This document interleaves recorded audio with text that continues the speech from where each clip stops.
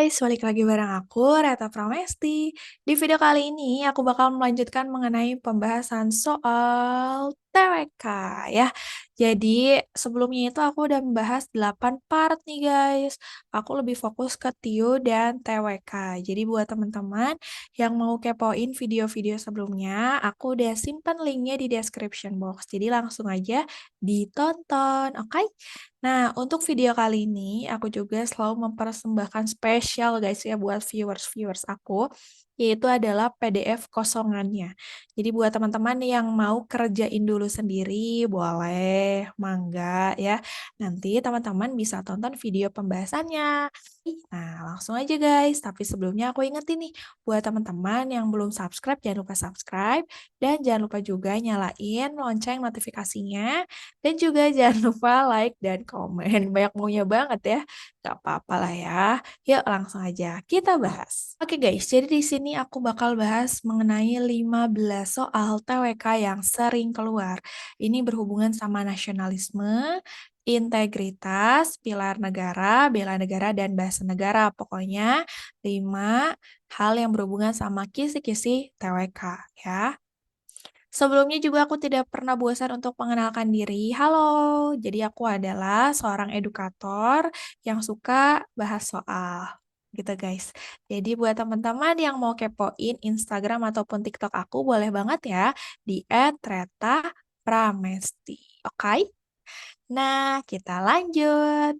Sebelum aku bahas soalnya, aku juga mau ngasih tahu dan rekomendasiin program yaitu 30 Days Challenge by aplikasi Jadi ASN. Teman-teman hanya perlu membayar 40 sampai 50 ribu guys. Itu tuh dengan kode promo Adenium dan kode affiliate TRES215052 ya. Dan benefitnya itu banyak banget nih. Teman-teman bakal dapat 40 paket TO, 220 paket soal harian, materi CPNS, dan juga live kelasnya sampai ratusan kali. Jadi, mulai aja guys, abis tonton video ini langsung update premium ya di aplikasi Jadi ASN. Semangat! Oke. Nah, buat teman-teman yang mau gabung grup Telegram aku, ini aku lagi open grup ya guys ya. Boleh klik aja link yang ada di description box, yaitu yang ini ya guys ya, t.me/grup CPNS Treta. Di situ kita selalu kuis tiap malam. Oke? Nah, ini dia kisi-kisi untuk soal TWK ya. Jadi, yang tadi aku bilang guys, ada 5 poin ya. Integritas, nasionalisme, bela negara, pilar negara, dan bahasa Indonesia ya. Di sini masing-masing 6 soal, jadi totalnya adalah 30 soal. Oke? Soal pertama adalah tentang nasionalisme. Nasionalisme merupakan suatu paham kesadaran hidup bersama sebagai bangsa karena adanya kebersamaan kepentingan. Bla bla bla bla bla, langsung aja masuk soal. Nasionalisme itu sendiri memiliki prinsip utama yang disebut nasionalisme sebagai berikut kecuali. Nah, kalau misalnya ngomongin ini sebenarnya sih masih masuk soal hafalan ya, teman-teman. Cuma tetap dipelajari aja ya. Jadi kan mana tahu nanti keluar juga. Nah, kita berdasarkan teori aja guys ya, yang pasti-pasti aja ya. Jadi di sini ada seorang ahli bernama Sartono Kartodirdjo ya. Dia menyebutkan bahwa nasionalisme adalah sebuah kesatuan, unity berarti benar, liberty kebebasan, equality kesamaan, dan juga personality kepribadian. Nah, berarti di sini yang bukan adalah kognitif atau pengetahuan ya. Nah, jadi memang harus banyak membaca biar pengetahuannya juga luas. Oke? Kita lanjut ke soal nomor 2. Salah satu pergerakan untuk mencapai kemerdekaan diwarnai oleh lahirnya Sarekat Dagang Islam, SDI ya guys ya, yang didirikan oleh Haji Saman Hudi di Solo 1911. Gerakan ini berusaha membangun kekuatan serta persatuan bangsa melalui penguatan dalam bidang. Nah guys, kalau misalnya kita taunya itu sebatas namanya doang ya, kita sebenarnya di sini kita bisa analisis sih. Nah, Sarekat Dagang Islam, ada kata-kata dagang ya. Berarti ini pasti berhubungan sama ekonomi. Dan ini benar jawabannya guys. Nah, buat pembahasan lengkapnya sebenarnya seperti ini nih. Nah, coba kita hapus dulu yang ininya ya, biar terlihat. Jadi di tahun 1911, SD itu didirikan di kota Solo sama Haji Saman Hudi ya, betul di sini. Itu tuh sebagai suatu koperasi pedagang batik Jawa. Tujuannya menghimpun para pedagang pribumi Muslim, khususnya pedagang batik agar dapat bersaing dengan pedagang besar Tionghoa. Jadi latar belakangnya itu seperti itu guys. SDI juga merupakan pedagang Islam yang menentang masuknya pedagang asing. Tahun 1912, berkat keadaan politik dan sosial, pada masa tersebut Host Cokroaminoto menggagas SDI untuk mengubah nama menjadi Sarekat Islam. Berdasarkan penjelasan berikut, maka jawaban yang tepat adalah menghimpun para pedagang Islam agar dapat bersaing dengan pedagang asli. Di sini benar ya guys ya. Jadi melalui perlindungan pengusaha lokal agar mampu bersaing dengan pengusaha non lokal atau asing. Oke, jadi jawabannya adalah yang A. Kita lanjut. Kita pindah dulu guys. Oke, nomor 3. Ki Hajar Dewantara sebagai seorang pejabat negara sekaligus bangsawan diriwayatkan tidak pernah sungkan membeli perabotan bekas dari teman atau pelelangan. Oke, kata kuncinya berarti membeli perabotan bekas ya. Mengapa perilaku tersebut mencerminkan integritas terhadap bangsa Indonesia? Nah, dari beberapa soal yang pernah aku bahas guys, sebenarnya kalau yang Ki Hajar Dewantara ini tuh, kalau konteksnya kayak gini tuh pasti ke yang sederhana nih. Nah, kesederhanaan seorang yang memiliki akses kemapanan tetapi tidak dilakukan. Jadi sebenarnya dia tuh bisa gitu ya. Kayak waktu pas part berapa ya aku pernah bahas kayak Jar Dewantara tuh pakai jas, tapi jasnya itu kayak ada jahitannya. Jadi maksudnya tuh awalnya memang sobek-sobek terus dijahit. Nah, itu juga sederhana gitu guys ya. Jadi kayak tidak bermewah-mewahan. Jadi benar guys jawabannya yang B. Buat teman-teman yang pengen meyakinkan lagi mengenai apa aja sih sebenarnya nilai-nilai integritas. Nah, di sini aku udah rangkum guys. Jadi ada 9 nilai integritas ya, yaitu nilai integritas inti, etos kerja, dan juga sikap. Kalau inti itu ada jujur, tanggung jawab, disiplin. JTD ya. Jujur, tanggung jawab, disiplin. Jujur itu lurus hati, nggak curang. Tanggung jawab itu siap menanggung akibat dari perbuatan yang dilakukan atau tidak buang badan. Disiplin itu taat pada aturan. Mandiri itu tidak bergantung pada orang lain, jadi dependen. Kerja keras tuh gigih dan fokus. Sederhana itu bersahaja dan tidak berlebihan. Nah ini guys, yang tadi ya. Nah, lalu berani itu mantap hati dan pede. Peduli itu memperhatikan dan adil itu berlaku sepatutnya dan tidak sewenang-wenang.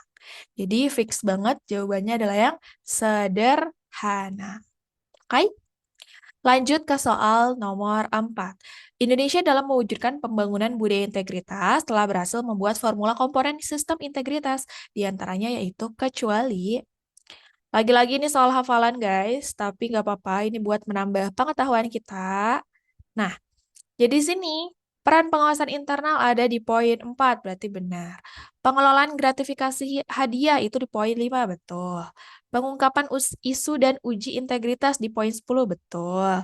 Akuntabilitas keuangan dan kinerja di poin 12, betul. Jadi yang bukan adalah manajemen personalia atau kayak manajemen SDM gitu ya guys ya.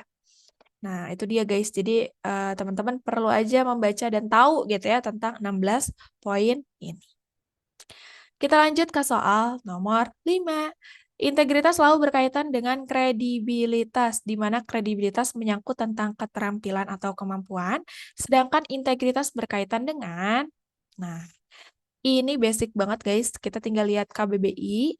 Jadi, bisa kita simpulkan bahwa integritas itu sejatinya lahir dari keselarasan hati, pikiran, perbuatan, dan tindakan. Nah, tapi yang diawali dari hati dulu, guys. Maka di sini jawabannya adalah hati. Kalau misalnya di hatinya memang sudah selaras ingin berkata jujur, ingin disiplin, itu bakal mengikuti perilaku dan tindakannya. Oke? Jadi jawabannya yang D. Lanjut ke soal nomor 6. Hal yang semestinya tidak dilakukan oleh pegawai kantor ternyata justru sudah menjadi budaya. Hampir seluruh pegawai kantor di instansi saya meminta uang. Nah, ini kata kunci guys. Sebagai tanda terima kasih atas pengurusan surat izin tertentu, meskipun tidak ditentukan nominalnya. Sikap yang sebaiknya saya tunjukkan adalah kalau ada soal kayak gini nih mirip sama soal TKP ya guys ya. Nah, kita tidak perlu ikut-ikutan ya. Tapi di sini kita juga tetap harus peduli. Nah, kira-kira yang mana nih? Ikut melakukan, ini udah pasti salah ya guys ya. Melakukannya hanya jika terpaksa, nggak boleh guys. Terkadang saja, terkadang juga tetap dilakuin ya, jadi nggak boleh. Berusaha semampunya untuk tidak melakukannya. Ada kata-kata berusaha semampunya, jadi kayak mungkin tergoda ya, jadi enggak juga. Jadi jawabannya adalah tidak ingin melakukannya sama sekali, atau tidak ikut gitu guys ya. Nah, tapi kalau misalnya nanti ada opsi yang mengingatkan rekannya kayak gitu, itu bisa guys ya. Jadi mengingatkan atau menegur seperti itu, oke? Tapi kalau misalnya opsinya kayak gini ini lebih tepat ya. Oke. Lanjut, nomor 7. Salah satu cara membangun semangat bela negara yaitu dengan melakukan gerakan semangat bela negara berbasis negara. Hal tersebut dapat dilakukan dengan cara, nah, yang mana nih teman-teman? Nah, jawabannya adalah yang A guys. Mencintai negara sebagai bentuk syukur dari apa yang diberi oleh alam. Jadi memang mensyukuri juga guys apa yang sudah diberikan. Kalau yang B, mencintai negara sebagai bentuk balas budi dari apa yang diberikan calon kepala daerah, no ya. Mencintai negara sebagai bentuk komoditas yang bisa dijual, waduh, bahaya nih. Mencintai negara sebagai lahan mencari keuntungan, no. Mencintai negara sebagai bentuk paksaan. Ini sebenarnya udah jelas banget yang A ya. Jadi usahakan soal-soal kayak gini jangan sampai salah guys. Sayang ya. Nomor 8. Perilaku bela negara dalam lingkungan masyarakat dapat dicontohkan dengan perilaku. Nah, kalau dalam lingkungan masyarakat, itu yang penting kita tuh action, guys. Action. Jadi kayak nggak sebatas rencana aja, ya. Yang mana kira-kira? Ikut buat pos ronda. Nah, ini hanya membuat doang, guys. Kurang tepat. Melakukan kebersihan lingkungan setiap hari. Nah, ada kata-kata setiap hari ya, tapi apakah bakal dilakukan? Ini masih tanda tanya. Ikut serta dalam musyawarah desa. Balik lagi konteksnya adalah bela negara ya. Nah, mengikuti dan melaksanakan kegiatan Siskamling. Siskamling itu apa sih? Siskamling adalah sistem keamanan keliling, guys. Dan ini tuh berhubungan sama bela negara karena dia itu adalah penjagaan keamanan dan ketertiban di lingkungan desa, gitu ya. Jadi kita fokus juga ke konteks bela negaranya. Ini kalau yang E juga masih rencana ya. Yang B dan C juga masih kurang tepat kalau konteksnya itu dibela negara. Oke? Sip, kita lanjut. Nomor 9. Tindakan yang sepatutnya dilakukan ketika mendengar atau melihat suatu kelompok yang berupaya untuk melepaskan diri dari negara kesatuan. Guys, karena di sini adalah kelompoknya itu tidak diberitahu gitu ya, apakah kayak teman, kita, rekan kita, atau memang kelompok yang kita tidak kenal, ini sebaiknya kita harus tegas. Maka di sini kita harus langsung melaporkan ke pihak berwajib dengan menunjukkan bukti-bukti agar bisa ditangani dengan serius ya. Jadi jawabannya adalah yang D. Ini mirip soal TKP ya guys ya. Nomor 10. Pasca amandemen, aturan mengenai masa jabatan presiden diubah menjadi hanya dapat dipilih lagi untuk 1 kali masa jabatan. Hal ini karena sebelumnya tidak ada pembatasan mengenai dapat terpilih kembalinya seorang presiden, sehingga terjadi kekuasaan yang berlebihan akibat terlalu lamanya seorang presiden berkuasa. Hal ini tidak sesuai dengan nilai keadilan sosial. Nah, penjabaran di atas menunjukkan fungsi Pancasila sebagai. Oke guys, karena di sini ada kata-kata amandemen tuh adalah yang utama gitu ya. Maka di sini tuh harus diubah gitu kan ya, si UUD-nya. Nah, dan si Pancasila ini tuh punya berbagai macam kedudukan atau fungsi. Yang paling tepat itu adalah yang E, sumber hukum. Kenapa? Karena di sini sumber hukum itu, Pancasila sebagai sumber hukum adalah Pancasila yang memiliki sumber tertinggi hukum dalam pembuatan kebijakan negara. Tadi kan kebijakannya adalah presiden itu awalnya masa jabatannya seumur hidup, ya, sampai dia meninggal maksudnya ya. Seumur hidup tuh maksudnya kalau dia umurnya 40 tahun, maka jabatannya itu 40 tahun setelah menjabat kayak gitu. Bukan berarti sampai meninggal, ya. Nah, itu hati-hati juga. Nah, jadi di sini itu karena sumber tertinggi hukum, si kebijakan yang berubah, nah, maka konteksnya adalah sumber dari segala sumber hukum. Nih, kalau yang lainnya bisa dicek ya guys ya, kalau dasar negara itu lebih ke landasan dasar semua kehidupan kenegaraan. Kalau pandangan hidup itu penerapan contoh di kehidupan sehari-hari. Ideologi negara itu yang menangkal ancaman. Kepribadian bangsa itu ciri dan karakteristik bangsa atau wataknya ya. Dan jiwa bangsa serta perjanjian luhur bangsa. Oke? Lanjut guys, 5 lagi guys. Budi ikut pemilihan RT. Pada saat pemilihan, Budi merasa diperlakukan tidak adil, sehingga dia dan simpatisannya melakukan mosi tidak percaya, demo, bahkan melakukan intimidasi. Nah, terhadap panitia, seperti meneror dan lain-lain agar menganulir keputusan panitia. Sebenarnya hal ini tidak akan terjadi apabila Budi dan simpatisannya mengamalkan Pancasila, khususnya sila ke. Nah, guys, karena di sini konteksnya adalah pemilihan RT, kan ya? Pemilihan RT kan berdasarkan musyawarah ya. Berarti musyawarah itu banyaknya itu dibahas di poin sila keempat, guys. Karena dia itu tidak menerima hasil, memaksakan kehendak gitu ya. Itu masuknya adalah sila keempat. Dia itu malah tidak mau menerima hasil yang sudah diputuskan ya. Nah, ingat guys, simbolnya untuk sila keempat adalah kepala banteng. Kalau satu apa? Bintang. Kalau dua, rantai. Kalau tiga, pohon beringin. Kalau empat, kepala banteng. Dan kalau lima, padi dan kapas. Jadi jawabannya fix banget ya. B. Lanjut soal nomor 12. Mahkamah Konstitusi Republik Indonesia adalah lembaga tinggi negara dalam sistem ketatanegaraan Indonesia yang merupakan pemegang kekuasaan kehakiman bersama-sama dengan Mahkamah Agung. Di bawah ini yang bukan termasuk tugas Mahkamah Konstitusi. Mau nggak mau kita harus based on UUD ya, jadi nggak boleh ngasal. Nah, di sini itu tuh masuk ke pasal 24C ayat 1 ya, yaitu adalah MK berwenang mengadili pada tingkat pertama dan terakhir yang putusannya final untuk menguji undang-undang terhadap UUD 45, betul yang A.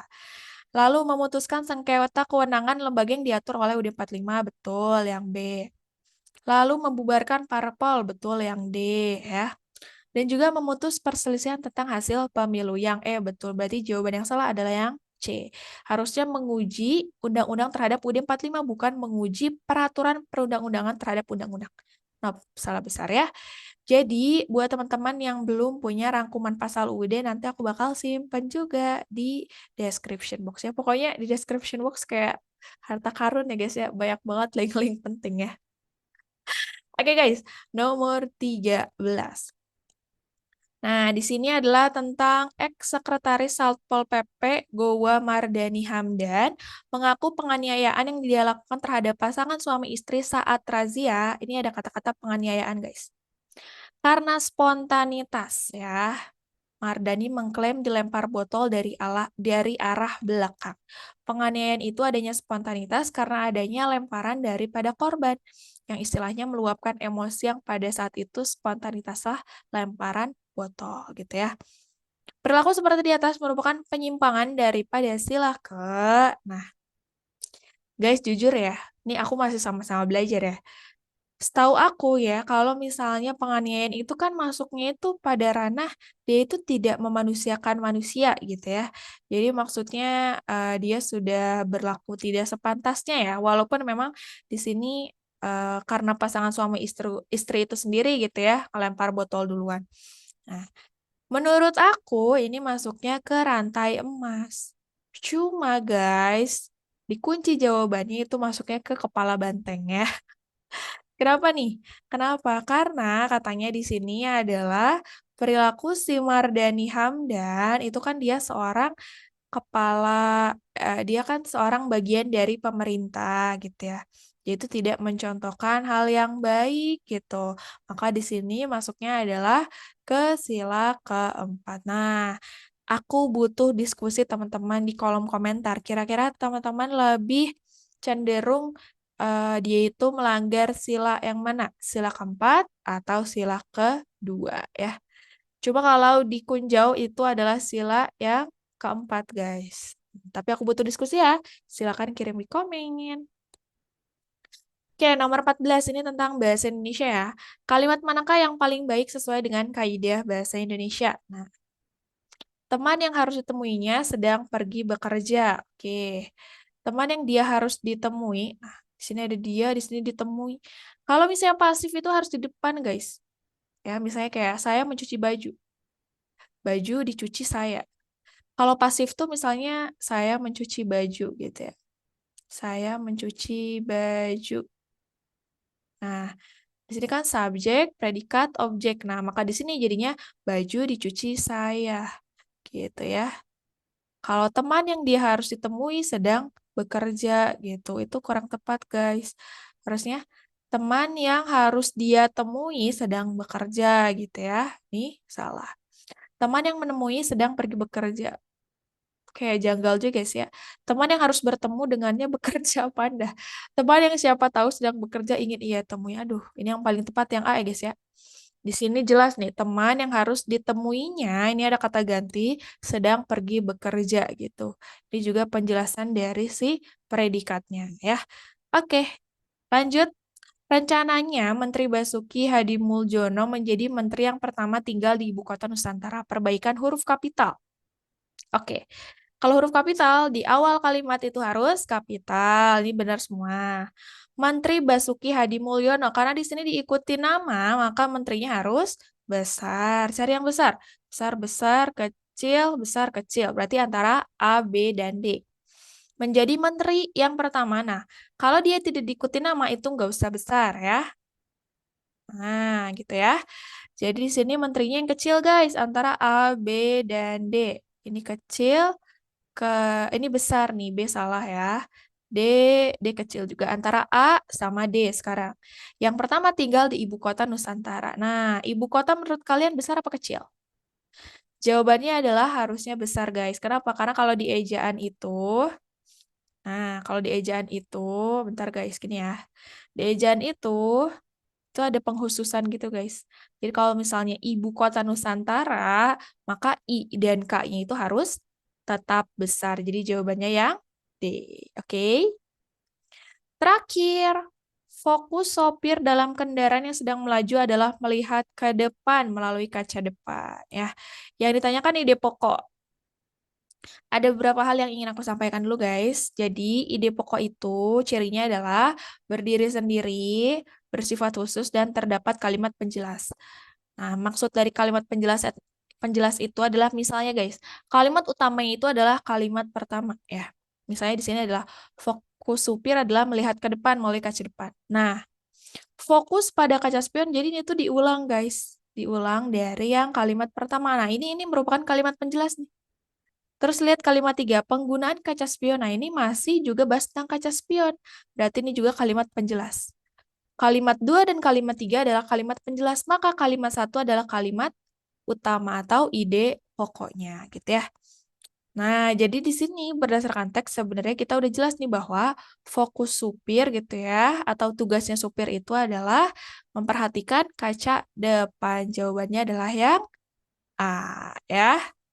Nah, cara nentuin ide pokok di sini bisa baca keseluruhan kalimat ya, bisa nentuin mana ide pokok atau kalimat utama, mana kalimat penjelas, menggarisbawahi poin penting, menentukan kalimat utama dan kalimat penjelas, serta menentukan ide pokok. Jadi, kalau ada kalimat utama, maka di situ kemungkinannya ide pokoknya, guys. Oke? Berarti benar ya, sebagai sopir harus selalu memperhatikan kaca depan gitu. Bukan kaca spion ya. Bener ya? Yang A ya. Nah, yes, betul banget. Udah deh guys, gitu aja untuk 16 soalnya. Nah, teman-teman tadi selain diskusi yang nomor berapa sih tadi guys? 12 ya? Wait, wait. Oh, 13. Selain diskusi yang ini, teman-teman juga bisa kerjain PR dari aku nih. Ada 2 PR. Nomor 1 adalah yang berhubungan dengan masyarakat multikultural. Yang kedua adalah tentang inti penggalan suatu surat berita keluarga ya. Atau ya tadi ide pokoknya apa gitu. Intinya apa ya. Oke, gitu aja guys. Aku juga ingetin buat teman-teman yang lagi nyari persiapan CPNS bisa pakai aplikasi Jadi ASN menggunakan program 30 Days Challenge. Di sini cuma 50.000 pakai kode promo Adenium dan RES 215052. Dan buat teman-teman yang mau masuk grup Telegram aku, bisa nanti klik link di description box, oke? Gitu aja dari aku guys, semoga bermanfaat dan sampai ketemu di video selanjutnya. Kayaknya video selanjutnya aku bakal bahas TIO lagi guys ya. Jadi tetap semangat dan tetap satu tujuan fokus guys. Semoga bisa lolos CPNS 2023. Gitu aja dari aku. Kalau misalkan mau ada saran konten lain boleh banget kirim di kolom komentar. Thank you for watching and bye.